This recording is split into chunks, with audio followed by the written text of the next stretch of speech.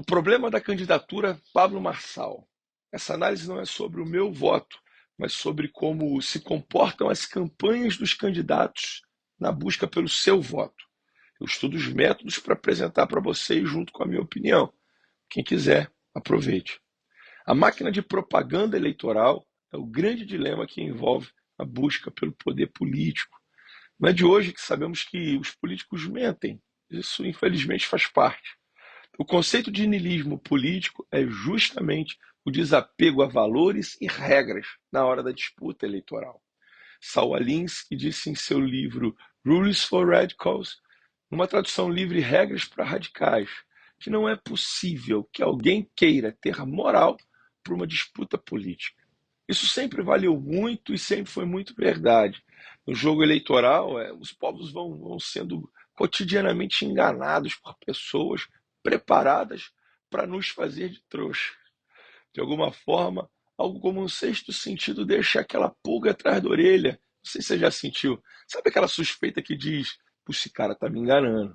Pois bem, a chegada do Pablo Marçal na corrida eleitoral para a Prefeitura de São Paulo está sendo super badalada. Primeiro porque ele é hoje, no meu humilde entender, o cara mais preparado e com a equipe mais ajustada para atuar no mundo digital. Ele possui um exército que trabalha para ele, tanto estrategicamente quanto operacionalmente, fazendo as coisas acontecer, para que as telas das nossas redes sociais, principalmente os que gostam de política, chovam cortes e mais cortes e outros cortes do empresário pré-candidato. Some-se a isso o alto poder econômico que ele possui e sua grande penetração em esferas importantes, fatores que facilitam a geração do conteúdo, né, de um conteúdo relevante e a sua entrega mediante patrocínios, impulsionamentos e por aí vai. Recentemente, o Marçal começou um podcast onde entrevistou personalidades de todas as áreas, tendo todas elas um ponto em comum: grande projeção e engajamento online.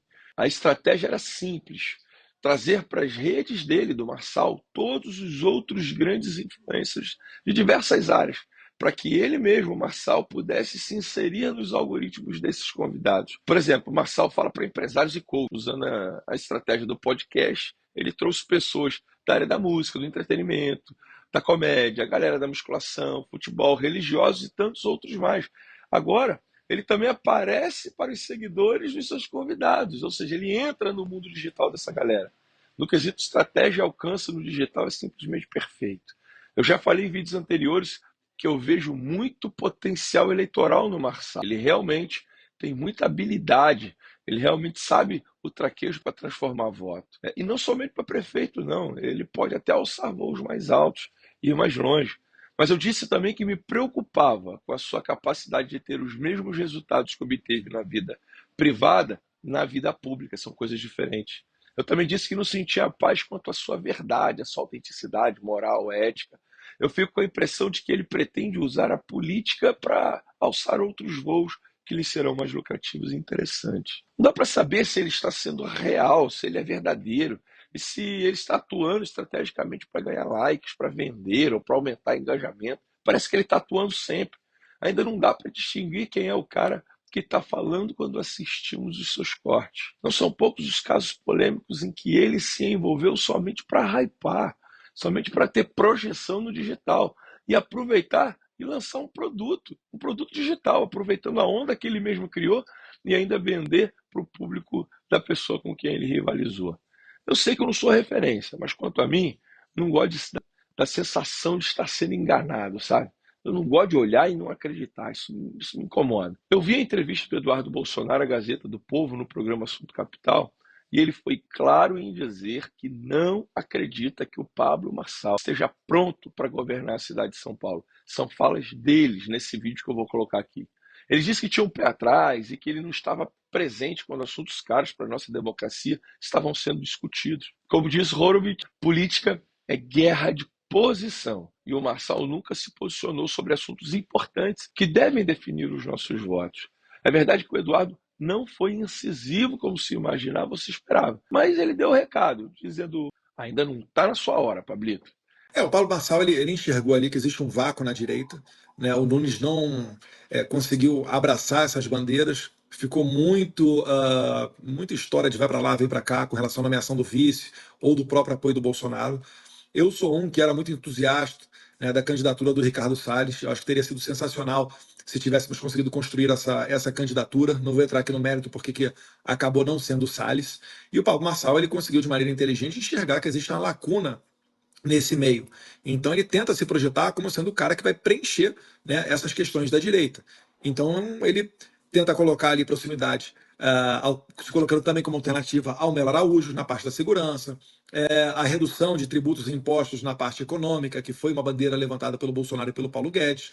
E ele tenta, assim, se viabilizar para ser um candidato para receber esse chamado, vamos assim dizer, voto bolsonarista de São Paulo. Mas eu acho que o Marçal, em que pese ele ser um empresário de sucesso, ele carece um pouquinho de história, né? A política é um terreno onde existe fila, onde você tem que provar um pouquinho com a sua história, que você tem os atributos e os requisitos para chegar àquele cargo. E a Prefeitura de São Paulo é dos cargos mais importantes do país, né? A cidade de São Paulo, ela produz mais do que todo o estado do Rio de Janeiro, do que todo o estado de qualquer outro estado. É o terceiro maior PIB do país. E aí eu pergunto, né? Poxa, onde é que estava o Marçal na eleição de 2022? Ele estava apostando nem Lula nem Bolsonaro, né? Onde é que estava ele na hora de se engajar nas bandeiras, né? Como, por exemplo, votar contra a manutenção da prisão de Daniel Silveira, de se posicionar a favor das velhinhas, né, que estão sendo presas agora. Enfim, tiveram vários flancos, várias possibilidades de batalha dentro do campo político, em que eu, pelo menos, não vi a opinião dele. Então é difícil você avalizar alguém em cima da hora para sair ao cargo, né, um cargo tão importante quanto a Prefeitura de São Paulo. Eu acho que isso daí é o que ele carece.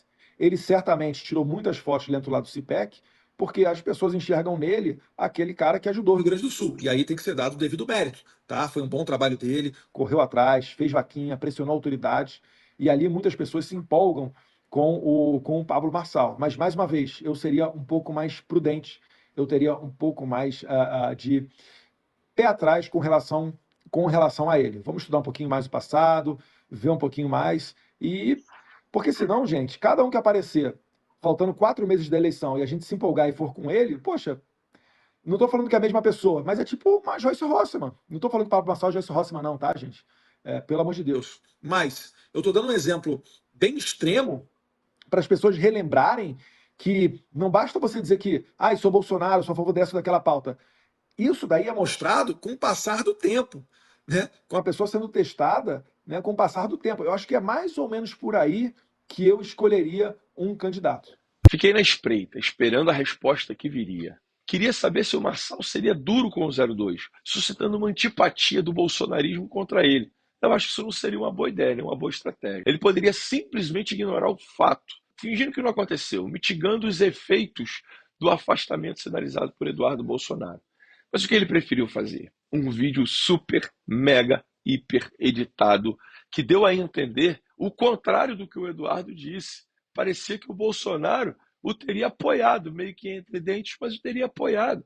O Marçal, pessoas enxergam nele aquele cara que ajudou o Rio Grande do Sul. Tem que ser dado o devido mérito. Correu atrás, fez vaquinha, pressionou autoridades. E ele tenta, assim, se viabilizar para ser um candidato para receber esse chamado, vamos assim dizer, E a Prefeitura de São Paulo é dos cargos mais importantes do país. A cidade de São Paulo, ela produz mais do que todo o estado de qualquer outro estado. É o terceiro maior PIB do país. O Paulo Marçal, ele enxergou ali que existe um vácuo na direita. O Nunes não conseguiu abraçar essas bandeiras. Ficou muita história de vai para lá, vem para cá com relação à nomeação do vice ou do próprio apoio do Bolsonaro. E o Pablo Marçal ele conseguiu de maneira inteligente enxergar que existe uma lacuna nesse meio, sendo o cara que vai preencher, né, essas questões da direita, se colocando também como alternativa ao Melo Araújo na parte da segurança, a redução de tributos e impostos na parte econômica, que foi uma bandeira levantada pelo Bolsonaro e pelo Paulo Guedes. Eu acho que é mais ou menos por aí que eu escolheria um candidato. Achei péssima escolha. Para mim, deixou claro porque veio. Ele vai manipular,